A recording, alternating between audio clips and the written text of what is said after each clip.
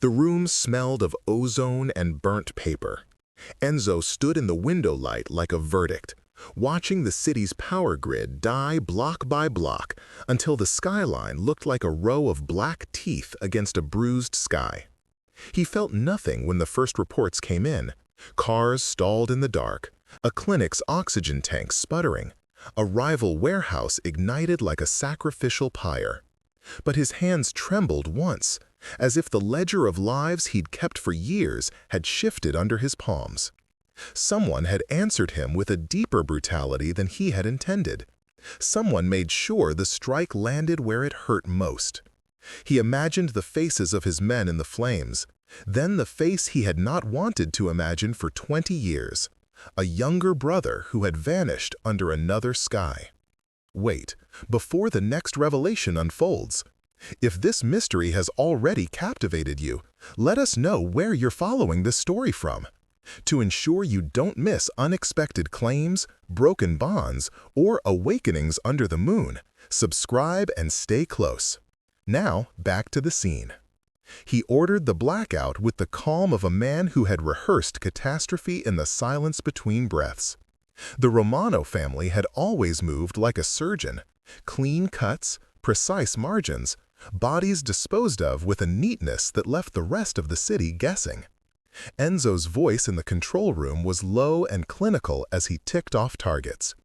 Inventory warehouses, ledgers, a safe house nestled beneath a bakery that had once belonged to a man who crossed him. He wanted to remove the threat the rival syndicate posed to his routes, to crush them until they thought twice before wearing Romano turf as a badge. You don't get to be his age with his face without believing in the immutability of your choices.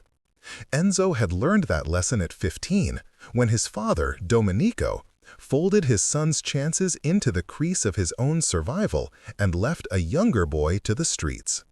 He had learned that mercy was often a weakness that invited the knife. So he built an empire of certainty, money laundered through construction fronts, favors cataloged like receipts, loyalty rewarded with bronze coins and blood. The strike was supposed to be another bookkeeping entry, deterrent, paid in flame.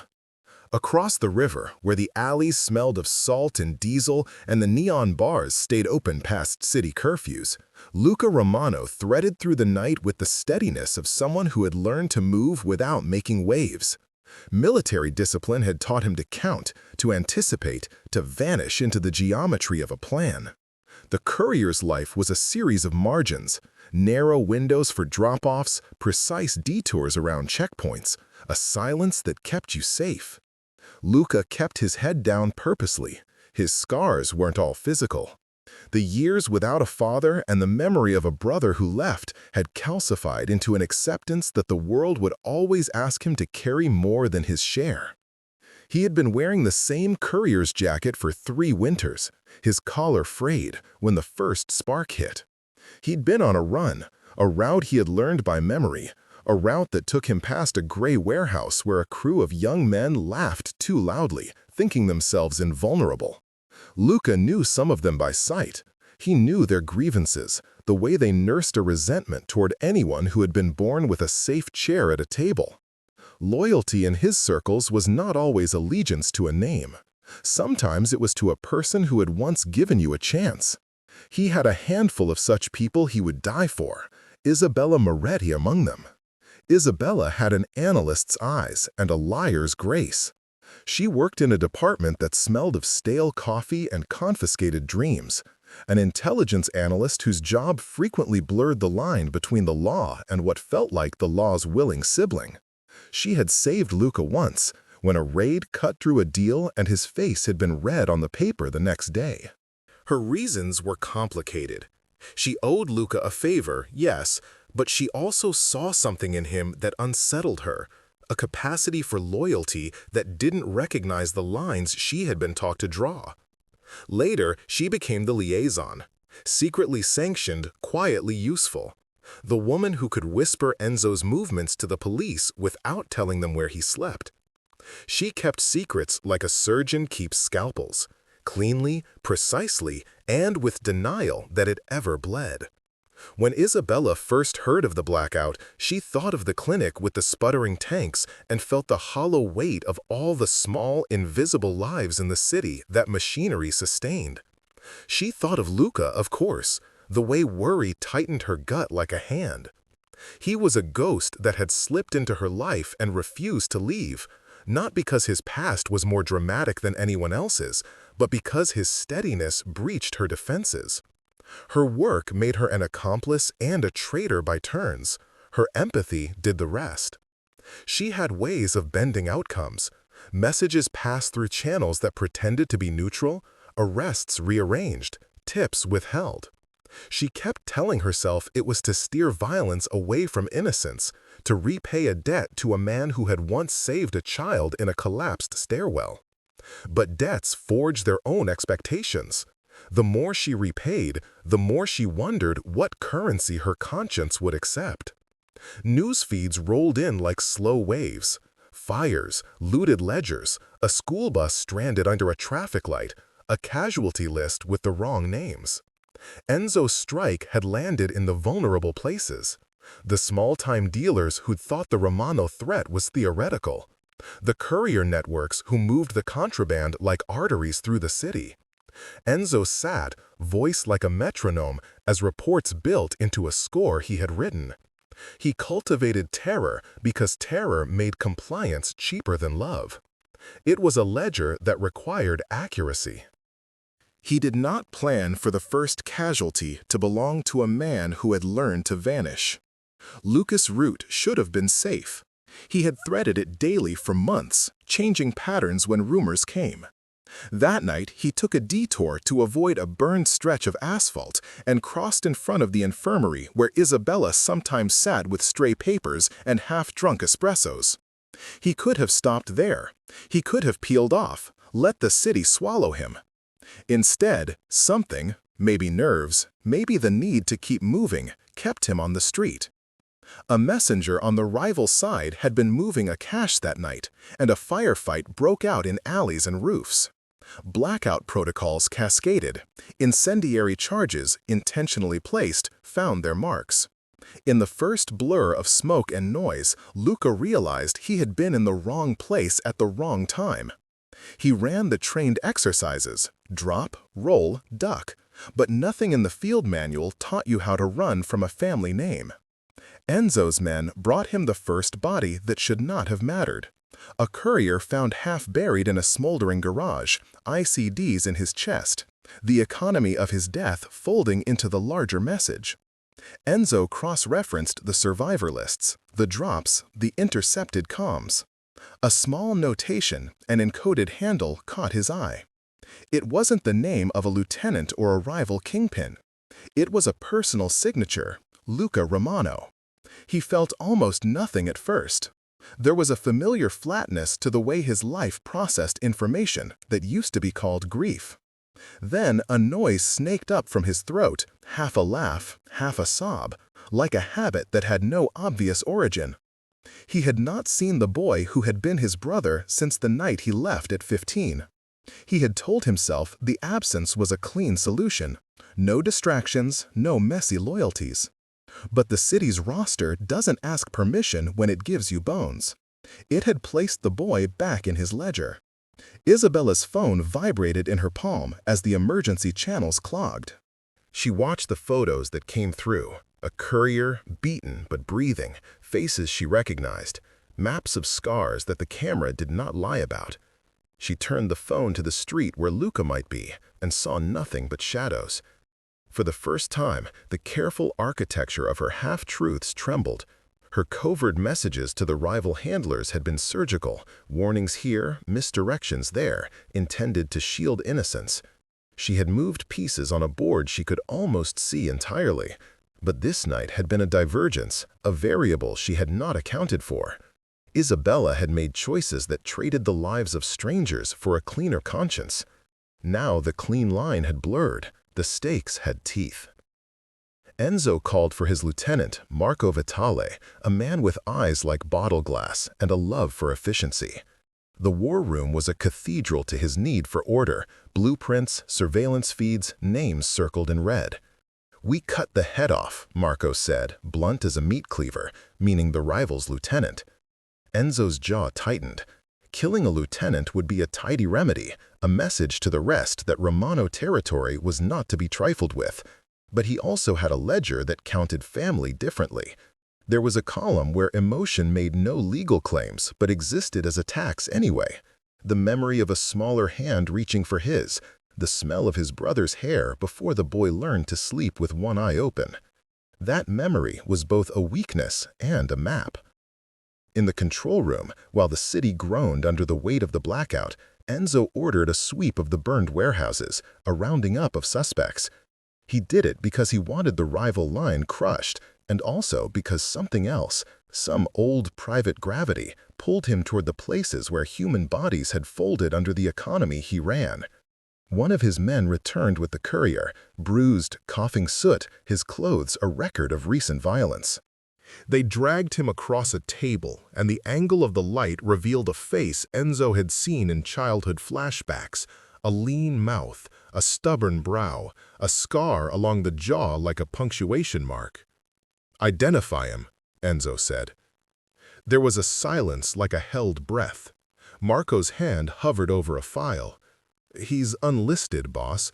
Package signatures say he worked with the rival for months. His—" "Say it," Enzo said. "Luca Romano," Marco answered, as if reading the last line of a sentence no one wanted to finish. The room seemed to tilt. Enzo could feel the old maps of his life folding. The places he'd insisted were closed, cracking open. There were laws he'd enforced, codes that held the family's spine rigid. Enzo had prepared his life to be a monolith of consequence. Now the monolith contained a fissure named with the only thing that still could undo him: shared blood. Outside, the city whispered of more fires, of bodies counted and miscounted, of the small violence the rich never met with more than a shrug. Inside, Enzo stared at the man on the table and measured the distance between them by years. 15 years of absence, of leaving, of choosing a throne over a child's hand. There was an instant, a tiny, traitorous instant, where he wondered what Lucas's life had been like, whether he had eaten, whether he had cursed the name Romano into a different shape. That instant was a beginning and a threat. Isabella, watching from the edge of the perimeter with her analyst's notes and a pocket full of excuses, felt the ground of her carefully justified actions give way. She had always told herself that steering violence away from the innocent was a noble fraud. She had never expected to steer two brothers toward a collision she could not prevent. Her calms had been the soft hands between rival factions. Now they had become the nervous fingers of a clock counting down to some terrible reconciliation. She thought of Lucas' hands, calloused, precise, and of the way he had once steadied a trembling orphan in her arms during a raid. She thought of promises she had made to herself. No more bystanders, no more deals with ghosts. The sweep of Enzo's strike had done what it was meant to do. It had delivered pain and shown power. But it had also thrown an old ledger across a new light. The immediate victory tasted like ash because the cost was suddenly personal in a way Enzo had never allowed himself to imagine. He could crush the courier and erase what remained of the rival's audacity, and the city's fear would be restored. Or he could do something far more dangerous: pull back the rule that had defined him and see what was left when the ledger opened to brotherhood. At the edge of the burn mark, under the city's blackout sky, a dilemma sat like a live coal. The choice Enzo would make next would not only decide a life. It would either harden the empire into a monolith or begin to fracture it in a way none of his men could predict. He felt the room shift toward the old codes he had learned to live by, toward a purity of fear that had kept him safe. He also felt the ache of an absence that the codes had been built to fill. The strike had been precise. Now the consequences could not be catalogued neatly.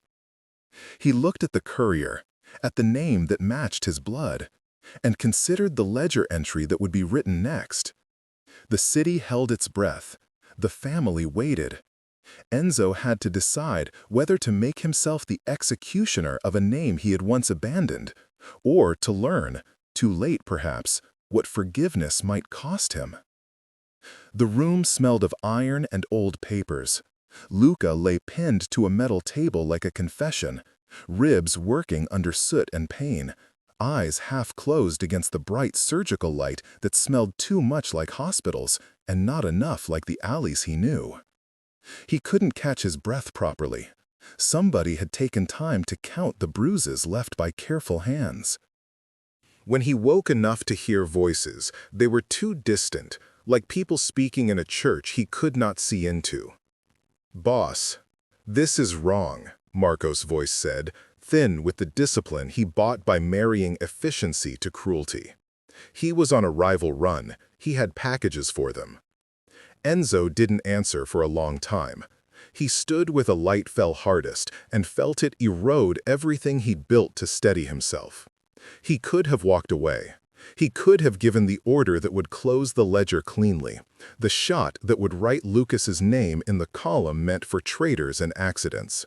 He had done that many times before. He had never done it to anyone whose face could rise like an accusation in memory. "How long?" Enzo asked finally, and the word was small enough to betray him. "He's been passing for months, on both sides probably. Smart enough to survive, lucky enough to be worth the risk."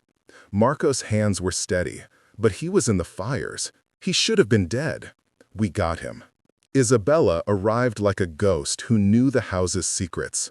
She had stayed away from direct contact.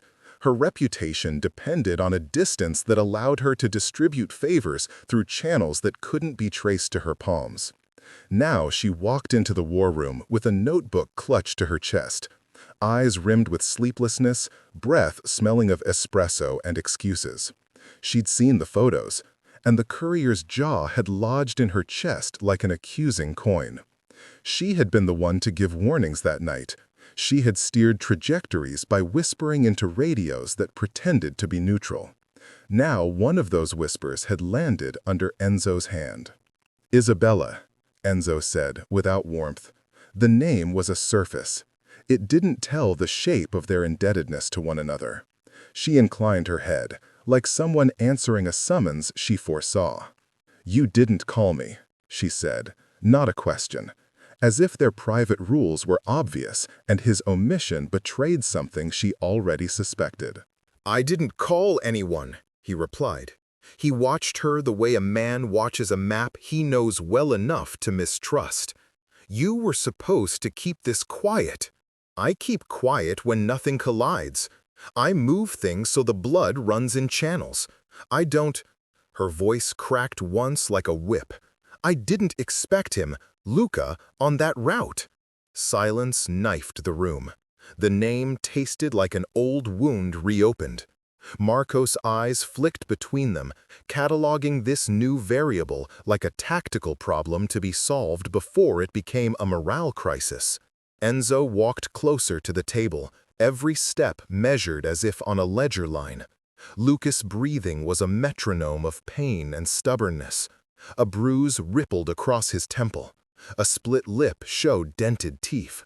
When he forced his eyelids open, something like recognition passed through those dark, hazed pupils. But it was not for his brother. It was for the world he had been taught to survive. "You left," Luca rasped at last, and the accusation landed with the force of 10 years. No one moved. The room's air constricted. Enzo's face didn't ripen into the rage people expected. Instead, a particular softening happened around his eyes, like heat on glass.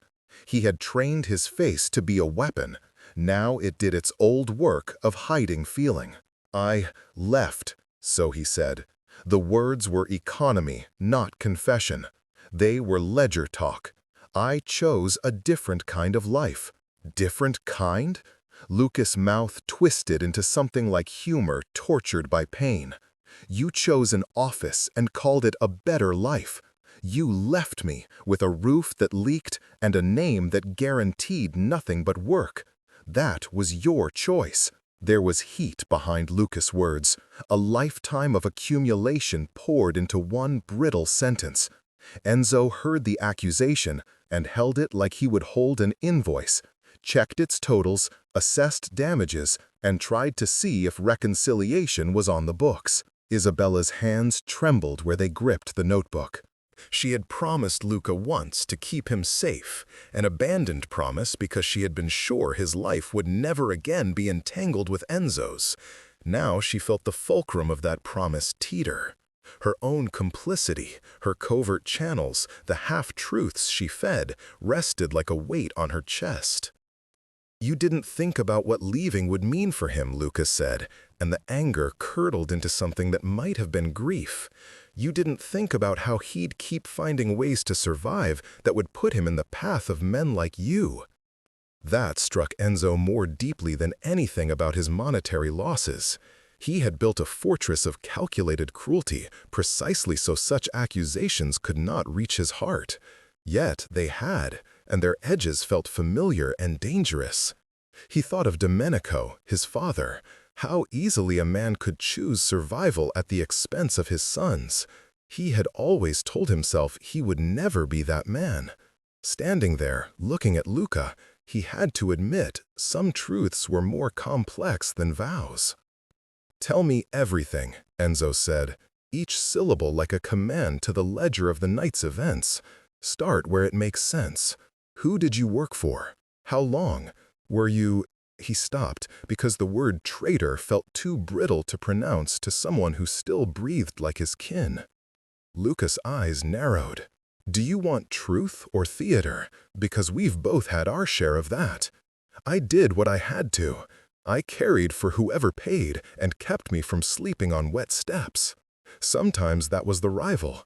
Sometimes it was men who paid us to keep their names off a ledger." "Why did you take that run the night of the blackout?" Enzo asked. He needed the specifics. His empire was made of specifics. But the question also held a tethered personalness that made his throat tighten.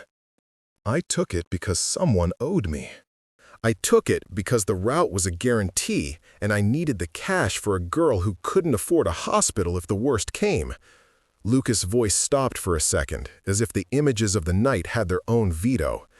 "There was a kid, Gio.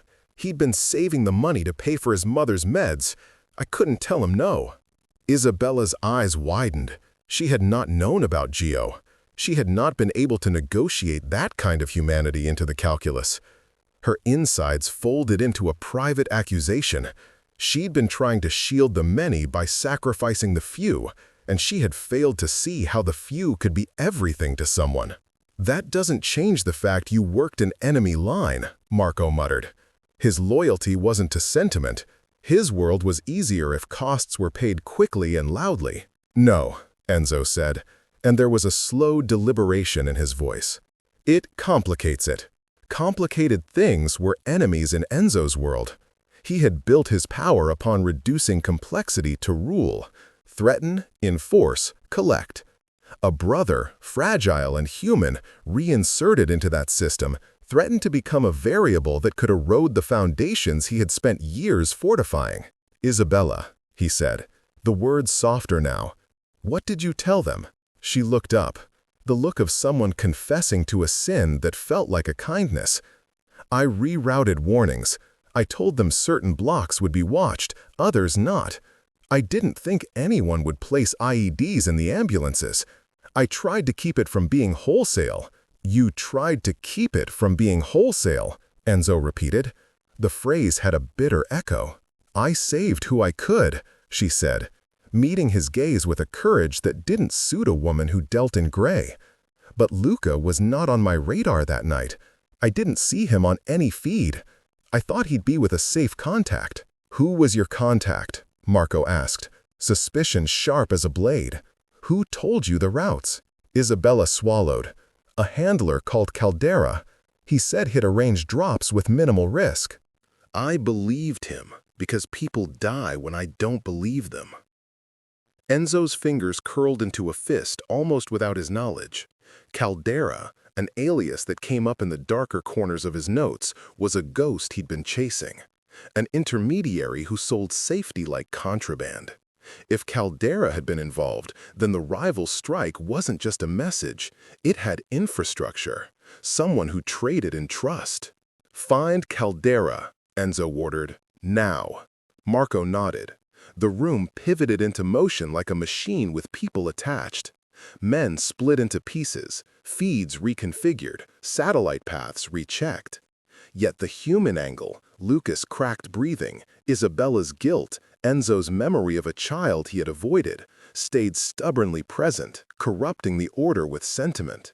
They moved Luca to a secure cell under the Romano headquarters, which smelled of disinfectant and the faint musk of men who never let themselves relax.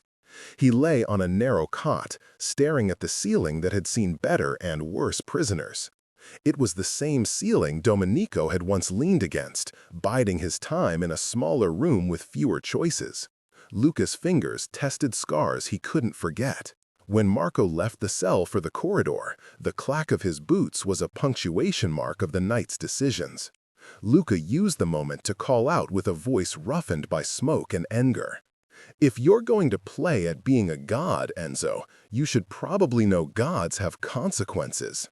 Enzo was there in a heartbeat, standing in the doorway the way a man stands where he cannot pretend he's not present.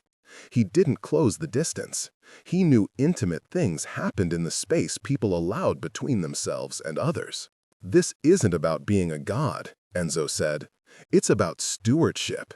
It's about making sure those who would harm us know what it costs." Luca laughed once, a dry sound. "It costs other people's lives. You make decisions and call them balance sheets.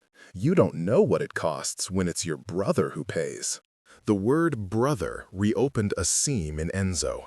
He moved closer, slow, as if to measure the gap between them. The night was heavy with the city's sirens, but inside, something hushed, as if waiting for a verdict. "What do you want from me?" Enzo asked in a voice low enough that Luca could not call it an order and not soft enough to be mistaken for care. Luca's eyes flared with sudden, fierce hope that he could not, in the privacy of an interrogation cell, fully believe. "I want you to say my name without counting it as a cost. I want you to not calculate me." Enzo's chest tightened. A ledger isn't an outfit you peel off easily, and he had stitched his skin to it. To stop counting would mean opening vulnerability like an unpaid invoice. He saw the look in Luca's eyes, raw, tired, but defiantly unbowed, and felt the first seismic shift in him that the years of building could not predict. He wanted to be known. "Say it," Luca dared. "Luciano," Enzo said, because he could not bring himself to say the nickname that had once fit like a child's hat. It was older and gentler than they'd allowed themselves to be. The name floated in the air, a small, treacherous thing. Luca closed his eyes, as if the sound of his name was a medicine and a wound at once. "You could have come back when I was 15. Enzo's throat made a useless sound. It could have been a laugh or a sob. He had rehearsed so many lines that justified his abandonment. Duty, ambition, survival. None of them sounded righteous in the echo of Luca's pain. "I thought it was the only way," he said finally. "I thought I could make things better by making myself bigger. I thought safety was in the length of my reach." "Safety isn't reached by reaching higher," Luca said. "Sometimes it's found at the same level where your hands can grasp another's." Those words lodged in Enzo like a splinter. He had spent a lifetime stealing solidity from the uncertain, building a family that was more a business than kinship. The strike had been a solution in his mind. Now it seemed more like arithmetic that couldn't account for human value. Outside, the city burned and whispered. Inside, two brothers measured the distance between a past that had been chosen and a present that refused to be cleanly categorized. Loyalty, transactional and tender, hung between them, a thin rope that could be used to pull someone to safety or strangle them when the footing gave way. Isabella lingered near the barred doorway, a figure between their worlds. She had been the vector of chance, the conduit of misdirection.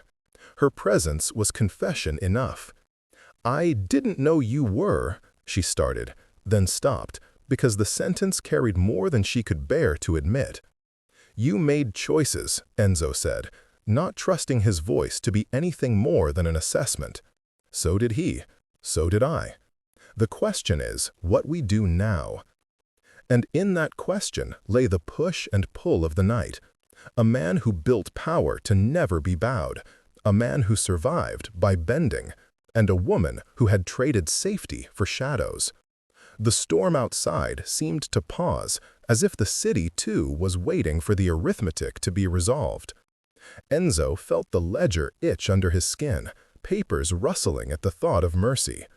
He thought of the men under him, of Marco's efficiency, of how fragile leadership could become when it betrayed its first principles, order and consequence. "Find Caldera," Enzo repeated, and this time his voice contained a different weight. "And keep him alive. For now." "Why?" Marco demanded, pragmatic and brutal. "He trades in betrayal. Why spare him?" "Because we need to know whether this was a message or a hit with a conscience," Enzo said. "And because—" He paused, searching for a truth that wouldn't sound like weakness. "Because he is the one who can tell us where this line of the rival meet ours. This is business inspection." He didn't yet say the part that had lodged under his ribs, that he needed the information to decide whether to execute a name that was not simply a threat, but his blood. He couldn't yet grant himself the luxury of that admission. The room shifted with compliance, and men moved like clockwork. But in the quiet left when orders were given and tasks assigned, the emotional friction remained. A ledger being balanced not by numbers but by a succession of unaccounted-for yearnings. Outside, a siren cut through the air, a thin ribbon of sound that meant the city did not sleep and could not be made quiet. Inside, Enzo stood with his hands in his pockets, wondering whether the empire he had built would let him step down from its pedestal and into a brother's bedrock. The question would demand more than a ledger could provide. It would demand a heart willing to be risked. The interrogation room smelt like bleach and old coffee. The overhead light hummed like a trapped insect. Marco left the door ajar. Habits die even in violence. And people filed through in the small, efficient rotations of a family that ran on cadence. Enzo didn't sit. He tended to stand at thresholds, as if the act of leaning against a frame could measure his empire's true weight. Isabella closed the door behind her, and for a moment the world narrowed to 3 faces and 1 unresolved ledger. She could have slipped out when the files were passed around and the men in suits argued over logistics. Instead, she remained, fingers white on a folder she hadn't meant to open in front of them both. "You spoke with Caldera more than once," Enzo said without preamble. The words were less an accusation than an observation. He'd read the patterns and traced the breadcrumbs back to her messages, the timestamps that did not line up with any official channel. Isabella exhaled slowly. "I did. He promised safe corridors. He promised minimal exposure for civilians. He promised a way to bleed the rival's confidence without turning the city into a graveyard." "You lied to me," Marco spat, "because some men truthfully simplified their loyalties to a single vector. Did a choice help the family or not?" "I lied to keep people breathing," Isabella said. Her voice held no theater, only plainness. "I lied because sometimes the only way to reduce damage is to let some things burn in private. Caldera sold me certainty, and—" She stopped. That admission cut off by the memory of a boy gripping a coin. "I believed him." Enzo's face didn't change. The ledger was a thing you could storm through and annotate with a red pen. You believed him, and a boy died, almost. Lucas' jaw tightened. He had been listening to the exchange like a man hearing the verdict of a trial in which he had never consented to be a defendant. "You believed anyone who made things tolerable," he said. "That's your art. You make tolerable." Isabella flinched at the casual cruelty. "You don't get to talk to her like that," she said. But the line slipped from her throat like a plea, not an insistence. Her hands were shaking. The notebook inside her folder rustled like a confession. "I didn't know Luca would be on the run. I gave the route to Caldera because I thought he'd reroute hostile moves away from clinics, away from places kids sleeping with oxygen tanks counted on. I never authorized explosives. I never authorized that level of brutality." Marco made a noise that could have been scorn or relief. It's hard to tell with men who keep soapbox rhetoric in their pockets. Caldera wasn't supposed to betray you. He was supposed to be useful. That he was willing to place IEDs in ambulances means he has no spine. "But he does," Isabella said. And for the first time there was heat that was not defensive. She was angry at herself. "He has connections. He works both sides. He sells the promise of safety to anyone with the coin and the courage to believe a ghost. He told me he could move our men without anyone watching. He asked for handlers who would feed him small sums for big returns. I thought I was buying time. I was buying illusion." Enzo's jaw moved, not in anger, but in calculation. "Find Caldera," he repeated, "alive." "We have people working on it," Marco said. "We have eyes in the docks. We have a list." "Do it now," Enzo said, "and tell the men they will not execute Luca until I decide." The room blinked. Marco's glance was a blade of hot metal.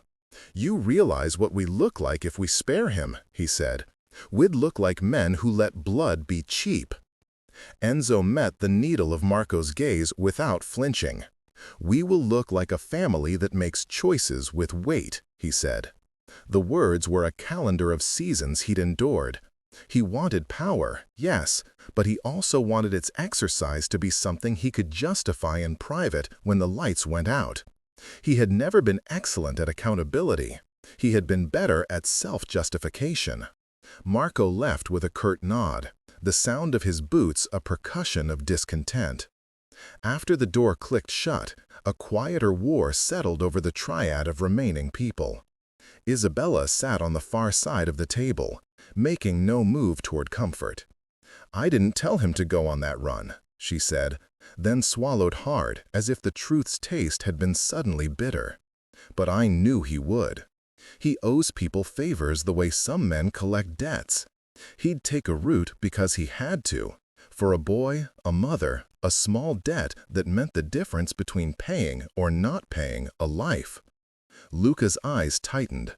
"Gio's mother is alive because I took that route," he said. "If you want someone to hold accountable, hold me. But don't pretend you never touched this. You are part of why I was trying to buy medicine." Isabella's lips trembled. "I tried to steer." "Steering is an act only if you can foresee the chasm," Luca said. "You steered and didn't see what was under your hands." It was a fracture line. Isabella listened, and the words she heard were not merely accusation, but a pain that had become moral geometry.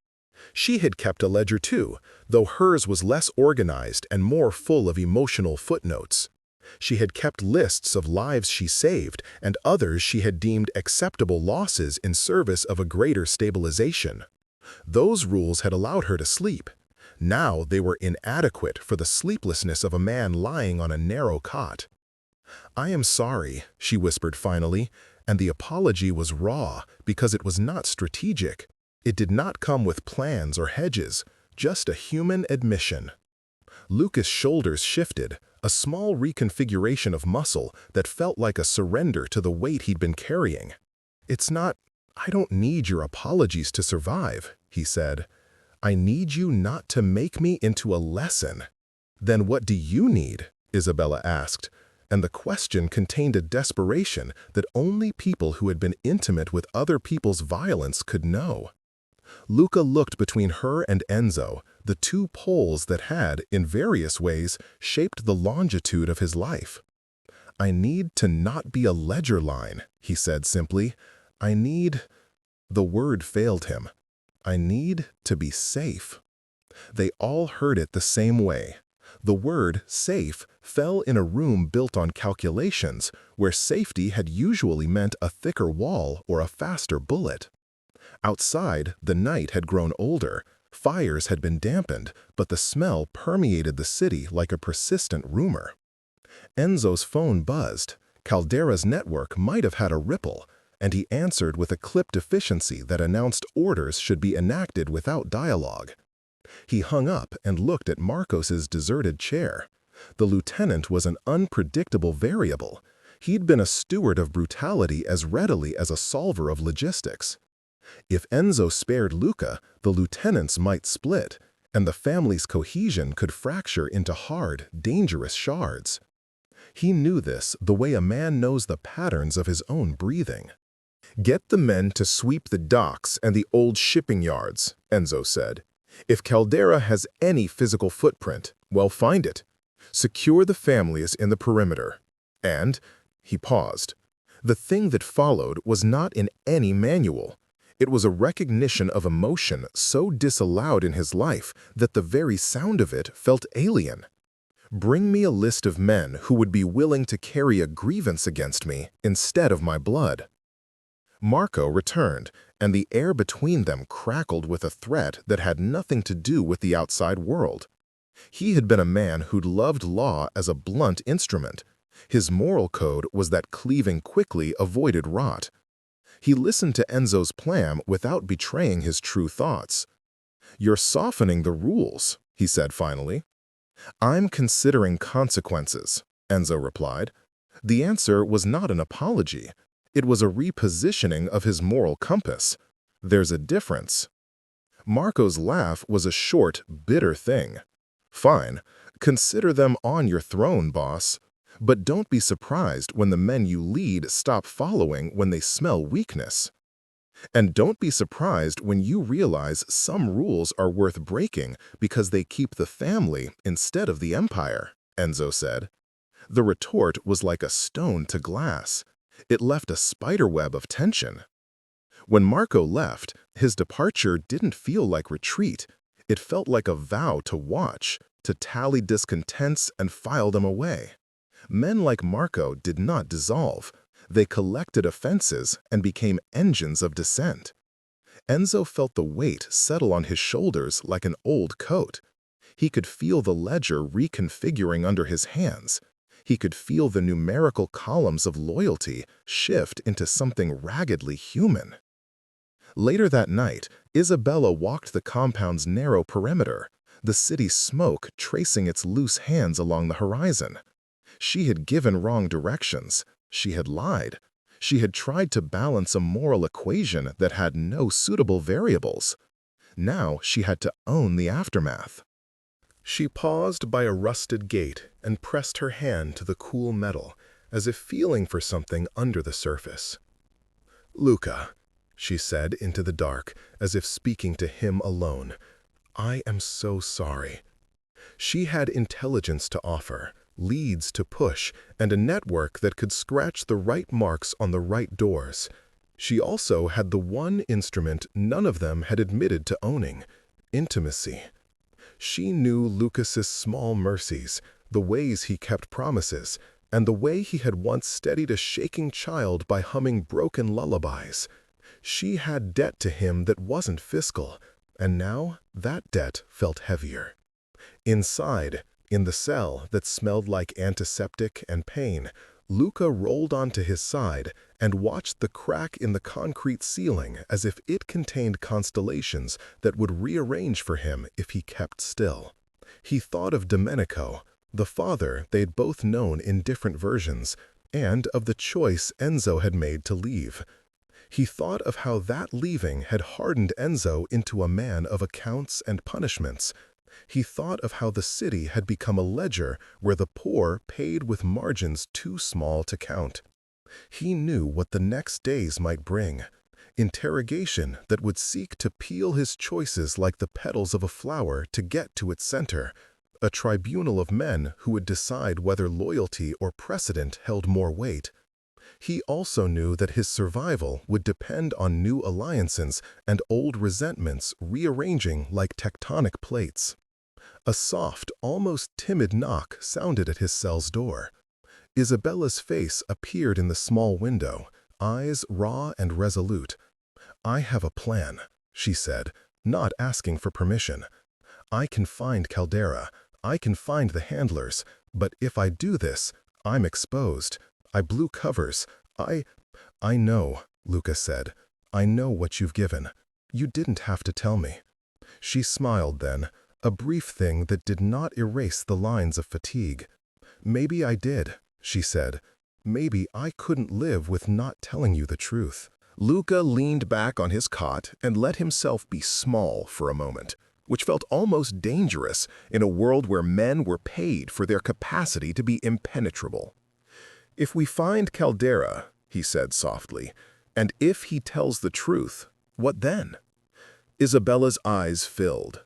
She had answers and consequences nested together like a pair of old lovers. "Then we decide," she said. "Together." The word "together" lodged in the cell like a seed. It was a small, dangerous promise, one that could either root them or rot them. Outside, the city whispered and smoldered. Inside, three people whose lives had been composed of transactions considered the possibility that belonging could be something other than an asset to manage. They had each come to the edge of a fracture. Some had slipped through the cracks of childhood. Some had built empires on the backs of others. Some had traded safety for nightmare-laden peace. Now the fracture had widened until it had swallowed the city's clock. Secrets were surfacing like drowned things. Loyalties would be tested not by doctrine, but by the people whose names were suddenly in the same breath. Enzo stood in the doorway when Isabella left, watching the way the light fell on Luca's face. Outside, the sirens had passed, and a strange quiet settled, like a held breath. He could feel the weight of impending rupture. He knew the men under him. Some would follow because he was a righteousness cast in iron. Others would follow their own appetites if given an opening. The House of Romano had always been powerful because its edges were sharp and its interior contained only a few soft things. Now there was at least one soft thing pulsating like a heart in the middle of marble. He walked into the small room, the sound of his footsteps thick with history. "We're about to find Caldera," he said, more to himself than to Luca. "And when we do, we will know if this was an external problem to be surgically removed, or if the war has legs that run deeper into our own house." Luca watched him, and for a moment, something like pity flickered across his face. "You've always been terrible at nuance," he said, and it was not an insult, but an observation honed by memory. Enzo allowed a short, wry smile. "Maybe I've been terrible at everything except keeping us alive," he said. "Maybe keeping us alive is the only thing I know how to do." Luca's laugh was low, invaded by pain. "We didn't ask to be kept alive the way you thought was best, Enzo," he said softly. "We wanted you." The admission hit harder than any blow. Enzo stared at the younger man and felt the empire's architecture tremble under the weight of a single word. He had been a boss, a ledger, an orderer of violence. He had not been a brother. Outside, the city exhaled, and fire trucks receded like beasts retreating after a hunt. Inside, the Romano headquarters held its breath because the decision line had moved from numbers into something human. Men in the lower levels were already muttering. Their allegiances would now be a product of either fear or respect. The fracture lines were beginning to form, and secrets were the tremors that would determine where they split. Enzo closed the cell door with a soft click that sounded, unnervingly, like the closing of a book's cover. He stared at the place where 3 people had lain their vulnerabilities bare, and felt suddenly thin, like a man not used to being seen without armor. He did not know yet whether he would break the rules for past love or break the men who would not bend with him. He only knew that the coming hours would demand more than ledger entries. They would demand confession, cruelty, bargains, and the kind of tenderness that could make a kingdom crumble as readily as it could heal a wound. And somewhere in the city's simmering dark, a man named Caldera whispered into a phone and watched his fortunes shift like cards on a table, unaware that the hand he had dealt would be the one to force a brother's name into the center of a war he had intended to keep as merely business. The informant's name was a skeleton on paper, Caldera, but his footprints were alive. Whispers in the docks, a ledger entry on a corrupt port official's phone, a cleaner's throat willing to cough up names for the right coin. Isabella moved like a woman who'd rehearsed her own exit from the world of neutral corridors, precise, ruthless with the soft edges. She didn't ask permission to push forward. She asked for cover and a single concession, a man of enough weight to make men answer when he demanded. Enzo volunteered with a steadiness that sounded like absolution. "You're going with me," he told her when she handed him the file, the light of the war room making her eyes sharp and tired all at once. "I want to know he's real before we burn him." She flinched, not because the idea was improbable. Enzo's presence would pry open doors, but because the man offering himself to the risk had the look of someone who had already paid for too much. "You're coming?" she asked, because in a world of armor he rarely allowed to slip. The choice to appear beside her felt like a soft admission. "I don't send men into my house when there's a chance I'll have to decide their fate without knowing the truth," Enzo said. "And I don't trust anyone to make the moral calculations for me." The last phrase hung in the air like a confession of principle. He had always been a man who kept decisions to himself. Now he chose not to outsource the consequences of choosing. Marco's contempt was obvious. "You can't, boss, if you go." "If I go, I'll know what I can live with afterward," Enzo cut him off, and for once the lieutenant had to swallow his objections against the iron of his leader's will. "Prepare 2 cars. We move at midnight. Isabella, you and Luca, if he is able, ride with me." Luca was a margin of motion in the compound. He had been patched and folded back into a cell with the skill of men who had no tenderness to spare. He looked at Enzo as though measuring whether to expect a trap. "Somebody's paying us in theatrics," he said, but there was no venom, only the crooked humor of a man learning to look for kindness in strange places. "You ride with me because I want you there when we open Caldera's mouth," Enzo said, "or because I want you where I can see you, depending on whether you're stubborn or naive tonight." Isabella's hand brushed Luca's thumb when she passed him a packet of notes. The contact was small, and Luca's face flickered at the touch, an intake of breath like a child remembering a lullaby. She had been careful to maintain distance, to keep professional armor between herself and the courier who had become a collection of her soft points. Now she let that discipline loosen just enough to give Luca something steadier than the street's cold shoulder, a small, practical intimacy that meant more than words. They moved through a city that had been hollowed by the blackout earlier, an animal now cautious and watchful. Fires were out, but their smell clung to alleys like old promises. Enzo drove without talk. His face in the rear view held a map of all the things he'd not allowed himself to explain. Isabella sat beside Luca, their shoulders nearly touching, and the sound of his breath calibrated her heart like a metronome. There were no speeches, only the hum of a car and the way this makeshift trio fit into the world, an improbable nucleus forging into action. At the docks, Caldera's men expected to trade in small lies. They had traded in contracts and the illusion of safety long enough that their arrogance did not suspect an ambush. Enzo's team moved like a blade, quick, decisive, and cruel when they had to be. Isabella had scraped together a handful of men she could trust, police willing to look away with the right signal, henchmen whose lives had bent toward quiet trades for years. They took the warehouses methodically, and when they found Caldera, he was exactly the man Isabella had pictured. Thin-lipped, twitchy, a map of nervy alliances tattooed in the contacts of his phone. "You should have known better than to trust promises," Enzo told him as they cuffed him to a hook in an abandoned office above the shipping yards. The light was bad for confessions. It made his face a canyon of shadows. Caldera laughed the nervous laugh of someone who had built a career selling certainty he didn't own.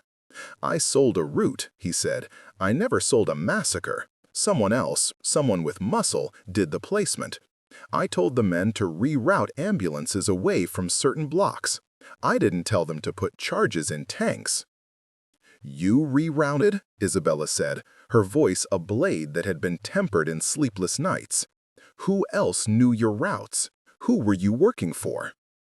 Caldera's eyes slid to the doorway where men stood like granite. He swallowed. "There was a buyer," he said. "A leopard shirt, fat hands. He said he wanted fear to be focused on the rival so the real players could pick through the bones. He paid for vehemence. He paid extra for spectacle." Enzo's fist tightened. The description was too thin to be true.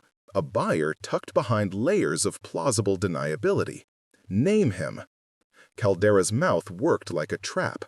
He spat out a name that landed like a physical strike. Vitale. For a moment, everything slowed. Marco Vitale's name was a match to the lean memory of too many night meetings. A lieutenant, a man within Enzo's house, being the purchaser of such cruelty was possible and bile-inducing. But Caldera's next words were worse. Vitale paid, but someone greenlit the detonation.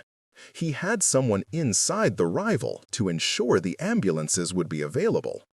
It was supposed to be a spectacle that make people forget small-timers. It was to make Romano look merciful by comparison. "Someone inside the rival," Luca said, and the syllables were a chorus of implications. Double agents, bought hands, men playing both sides to thrive. Isabella's fingers found his and squeezed. It was a simple, human act, a promise that she would share in the risk.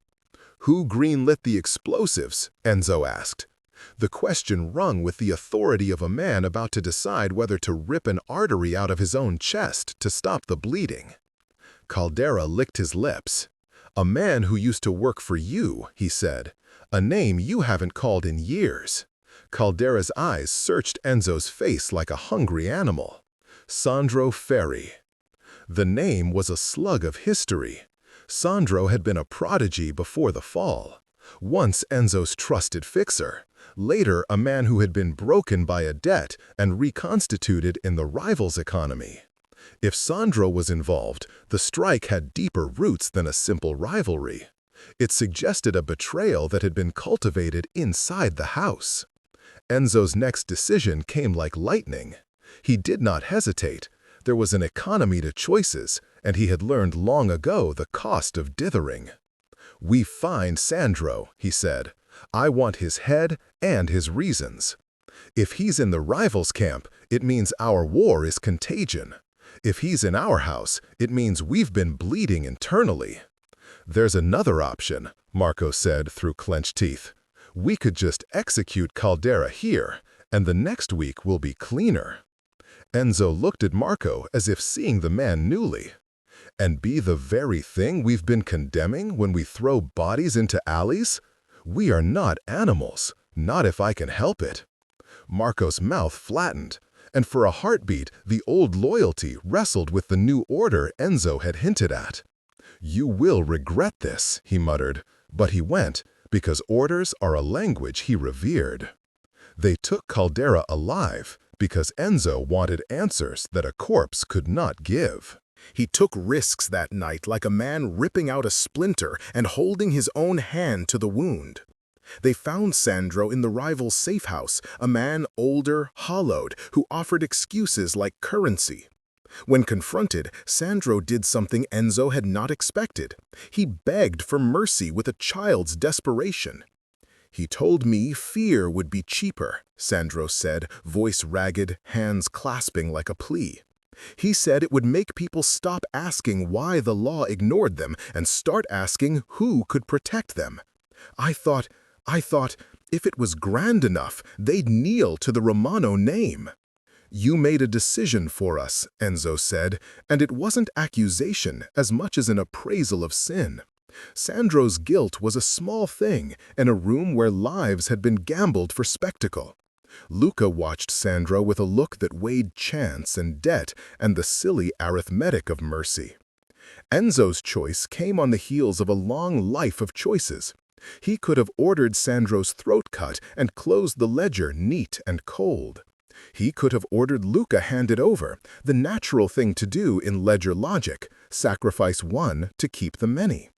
Instead, he did the thing that would reshape the impression of his family more than any spectacle could. He offered himself as a guarantee. "I will take responsibility for the strike's failure of care," Enzo said in a voice that surprised them all because it was raw and unconstructed. "I ordered the strike. I did not order ambulances to be weaponized. I will answer to the law for my role. But I will not let a blood score be paid by someone who was born expecting to survive. I will not execute my brother to make myself look consistent." The room stilled like a city in snow. Marco's face broke into a dozen expressions: anger, betrayal, the calculation of revolt. Sandro's shoulders sagged as if relief had been a weight to lift, but instead became a hand on a guillotine. "You can't be serious," Marco said finally. "I am serious," Enzo said. "If you think my mercy will topple us, then you have always been building on the wrong foundation. We either remake the rules to keep us together or watch them fracture into vendettas no ledger can stop." Isabella felt the room tilt in a different way than she'd expected, not toward brute consequence, but toward a possibility she'd stopped hoping for. The Empire yielding a space for something tender. Lucas's breath hitched. For the first time that night, he saw not a boss, but a man who could choose kin over crown. It was both a threat to the established order and a salve to long-bared wounds. Enzo's sacrifice was literal and symbolic. He arranged for Caldera and Sandro to be handed to a vetted prosecutor, an option that meant legal exposure and the potential for years behind bars. It was a dangerous maneuver. Law enforcement would relish the handover. Rivals would see weakness, and men like Marco might choose their own calculus. But Enzo knew the one thing he had always avoided, public cost, might be the only currency that could stop an internal rot. "I will answer for this," he told the assembled men, "not because I am righteous, but because I am the only thing that can take the weight and still keep the family whole." Marco's jaw worked. He left the room without words, leaving a silence that had tremors. Isabella's fingers found Lucas and squeezed, the pressure saying more than 1,000 strategies. Luca looked at Enzo and then at Isabella, as if measuring where to plant his loyalty, on a man who now admitted fallibility, or on the woman who had always hovered at the border of risk. "You're not going to prison alone," Luca said suddenly, and the words were quiet but absolute. Enzo's head snapped toward him. "What?" "If this is about saving me," Luca said, "take me with you. I will stand beside you when you tell a court the truth about what we've done. I will not be treated like merchandise to be balanced in your ledger." The room held its breath at Luca's offer. Isabella's eyes shone, wet and bright at the corner. Enzo closed his eyes as if to listen inward, like a man trying to find the center of his compass. He'd built his life on ruthless calculation. Here was an unquantified gift, a brother willing to claim him in public. "No," Enzo said at last, and the single word felt like an answer from a man rendering a judgment in another life. "I won't let you pay for my failures." "Then let me stand in front of you," Luca said. "Let me be the one who takes the public blow so you can keep whatever you have left of this house intact. Not because of crown, but because sometimes the house needs bread more than stones." It was Isabella who closed the circuit. "Then we'll both stand," she said. "Not to protect your empire, Enzo, but to show the city that the Romano name can mean something besides fear." Her voice was steadier than her hands. That night, under lights that had once been reserved for decisions executed with a single bullet, 3 people chose a different kind of violence, the violence of taking blame and making it fertile. Enzo would present himself to prosecutors in the morning. He would stand in a court that loved spectacle and tell a truth that would fracture and bind in equal measure. Luca would step forward, his record battered and complicated, and claim his place in a story that had not always afforded him mercy. Isabella would testify to the channels she'd opened and the lies she'd told to patch a city that bleeding threatened to destroy. It was a gamble. The men in the lower decks would hiss, and the rival would watch for blood. Marco would either fracture the family or be forced back into the orbit of a leader who had chosen kin over spreadsheet. But for a sliver of a night, Enzo felt something like cleanliness, a trade that might cost freedom, but that could buy the cheap, stubborn possibility of a family that was not only a ledger. As dawn slit the horizon, Enzo walked into the light with hands that felt uncannily light. He had chosen a punishment he could not buy his way out of. He had chosen to risk everything for the chance that his brother's name would not be a receipt for what he had owed the world. Isabella walked beside him, and Luca walked on the other side. They moved like a trio reborn, not as business units, but as people willing to be seen. The cameras found them. The city watched. The spectacle they feared had arrived, but it was not the brutal, calculated display Enzo had once curated. It was a fragile, human surrender, a confession, a shield, and the beginning of something that might be called love. Not the love of empires, but the love of people who were finally learning to choose each other over the ledger. Enzo did not know if the city would forgive him, or if the men beneath him would rise in fury, or if the law would slice him down to dust. He only knew he could not sleep another night with the ledger in his hands and his brother's blood on it.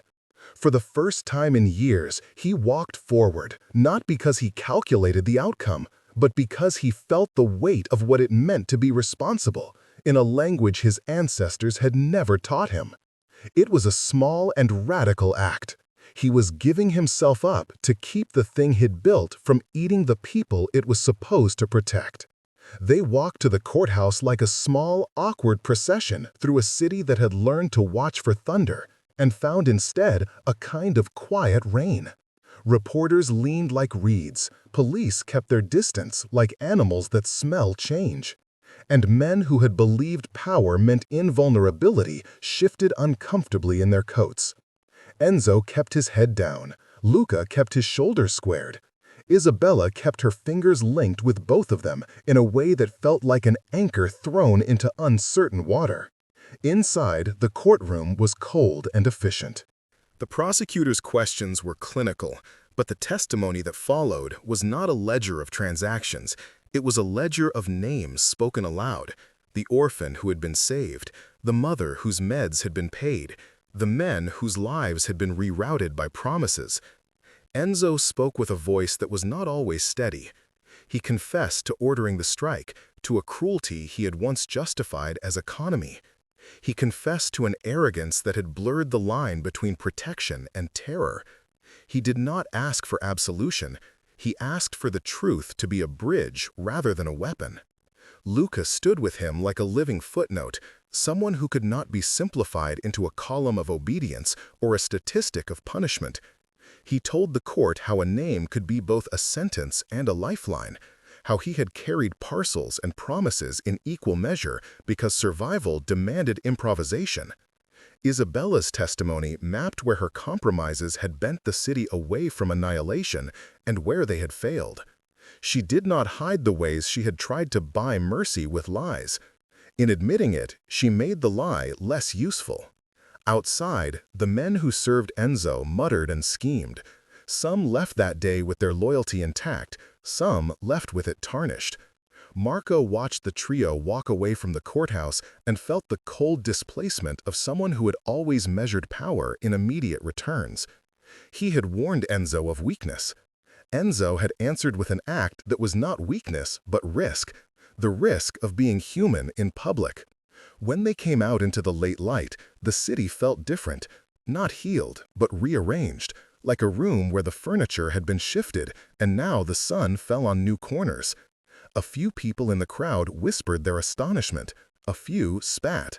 But others, the ones who had slept with fear as a nightly coat, looked at the Romano name and saw for the first time fault lines that were not only intimidation. They saw a fissure where mercy might eventually seep. Enzo's hands were bare. He had given up his accustomed armor in the form of invulnerability. Isabella brushed an ash of soot from his sleeve, an old residue that had clung to his person for years, and neither of them pretended the gesture was more than small grace. Luca slipped between them and rested an easy hand on Enzo's shoulder, a contact that was not strategic, but something older, quieter, like the pressure of a hand placed on a forehead to say, "You exist." They did not walk away unscarred. They carried the night's decisions like luggage that could not be left behind. But as they moved back through streets that smelled of coffee and recent rain, Isabella watched the two brothers and felt a tenderness that had nothing to do with strategy. It was the relief of seeing someone choose a person over a podium. Luca glanced at Enzo and saw a man who had risked the one commodity he'd never allowed himself to spend: reputation. At the edge of the neighborhood, where the river cut the city like an old seam, they paused. The water ran with the same indifferent patience it always had, reflecting the bruised sky. Enzo looked at his brother and then at Isabella, and for a moment, no empire, no ledger, no list of retaliations existed between them, only the fragile, dangerous possibility of a family remade. "Maybe this is the only way we know how to begin," Isabella said, voice thin and hopeful. Luca inhaled, the cold air filling his lungs like a small benediction. "Beginnings are noisy," he said, and then grinned with the kind of crooked mischief that had kept him alive. "This one has sirens, prosecutors, and a man who almost makes me believe in endings." Enzo let himself smile then, a slow, unreadable curl that wasn't the weapon he'd worn for years, but the echo of something younger and less guarded. He had traded certainty for vulnerability and, in doing so, learned the scale of his wants. Not power for power's sake, but the risky work of keeping the people with his name from becoming entry items in a cold book. They walked on, the three of them a small, improbable constellation against the sprawling city. Around them, life went on. Shops opened, lovers exchanged cigarettes and secrets. A child chased a crooked paper boat toward the riverbank. The Romano name would still be a force the city negotiated with, but today it had shifted, just enough, toward a tenderness that might, in time, become habit. As they crossed a bridge, Isabella reached out and took Enzo's hand. It was not a gesture to claim him, but to share a weight. Luca squeezed her other hand, closing the triangle.